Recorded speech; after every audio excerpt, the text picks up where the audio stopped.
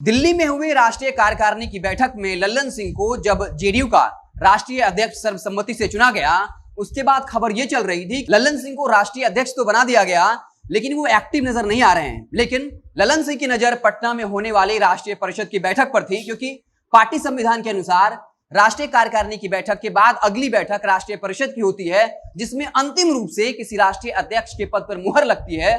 और जैसे ही राष्ट्रीय परिषद की बैठक में लल्लन सिंह के राष्ट्रीय अध्यक्ष पद पर अंतिम मुहर लगी, उसके बाद वो एक्शन मोड में नजर आने लगे हैं और थोड़े एक्टिव क्या हुए कि आरसीपी सिंह के सबसे मजबूत स्तंभों में से एक डॉक्टर अमरदीप की शामत आ गई। अब उन्होंने इस्तीफा दे दिया। आपको बता दें कि वो जेडीयू मीडिया सेल के प्रदेश अध्यक्ष थे। 2017 में उनको जिम्मेदारी मिली थी। उस वक्त मीडिया सेल का काम प्रशांत किशोर देख रहे थे। नीतीश कुमार भी गाहे बगाहे उनकी प्रशंसा करते रहते थे उनके कामों के लिए, लेकिन अचानक उनके इस्तीफे की खबर से अब ये जो है फिर से कयास लगाए जा रहे हैं, या इस बात में प्रमाणिकता आई है कि जेडीयू अब दो फाड़ हो गई है और एक तरफ आरसीपी कैंप है तो दूसरी तरफ लल्लन सिंह और उपेंद्र कुशवाहा का कैंप है। आपको बता दें कि डॉक्टर अमरदीप ने साफ तौर पे कहा है कि अब वो अपने आत्मसम्मान के साथ समझौता नहीं कर सकते हैं। पार्टी के अंदर उनके लिए असहज वाली स्थिति है। क्या कुछ कहा है वो आपको बताएंगे, लेकिन इससे पहले आपको बताते हैं कि कुछ लोग जो ये बता रहे हैं कि अचानक हुआ, ये अचानक नहीं हुआ। इसकी पृष्ठभूमि पिछले कई दिनों से चल रही थी। आपको बता दें कि लगभग 20 दिन पहले 11 अगस्त को राष्ट्रीय अखबार में खबर छपी कि डॉक्टर अमरदीप ने सोशल मीडिया के जरिए पार्टी के अंदरूनी अंतर्कलह को सामने रखा था। तब यह भी खबर चली कि अगर डॉक्टर अमरदीप चाहते तो ये बात पार्टी के अंदर रखी जा सकती थी और इस मसले को सुलझाया जा सकता था। लेकिन डॉक्टर अमरदीप ने सोशल मीडिया पर लिख करके ये साफ कर दिया कि पार्टी के अंदर वर्चस्व की लड़ाई छिड़ी हुई है। क्या कुछ लिखा था उस वक्त तो आपको बताते हैं। उन्होंने लिखा था, आप सभी को सूचित करना चाहूंगा कि पिछले कुछ दिनों से जेडीयू मीडिया सेल के साथियों एवं पार्टी के अन्य पदाधिकारियों के पास कुछ लोग कॉल करके कह रहे हैं कि उन्हें पार्टी के व्हाट्सएप एवं फेसबुक ग्रुप में एडमिन बना दिया जाए। साथ में ये भी बोल रहे हैं कि ऐसा करने को शीर्ष नेतृत्व ने कहा है और मैंने कहा है। मैं इस संदर्भ में स्पष्ट करना चाहूंगा कि पार्टी या जेडीयू मीडिया सेल की ओर से ऐसा कोई निर्देश जारी नहीं हुआ है। अगर शीर्ष नेतृत्व की ओर से कोई निर्देश होता तो जेडीयू मीडिया सेल के पास इसकी आधिकारिक जानकारी होती। कृपया ऐसे तत्वों से सावधान रहें। तो डॉक्टर अमरदीप ने आज से 20 दिन पहले ही यह साफ कर दिया था कि कुछ लोग फेसबुक और व्हाट्सएप पर कब्जा जमाना चाहते हैं।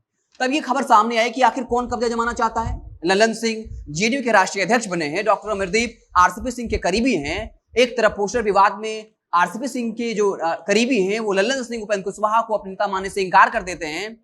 तो ये साफ हो गया था कि लल्लन सिंह कैंप की तरफ से कहीं ना कहीं दबाव बनाया जा रहा था। और अब जब इस्तीफा दिया है डॉक्टर अमरदीप ने, तब इस बात में प्रमाणिकता आ चुकी है। यह साबित हो चुका है कि जेडीयू दो फाड़ में बढ़ चुकी है।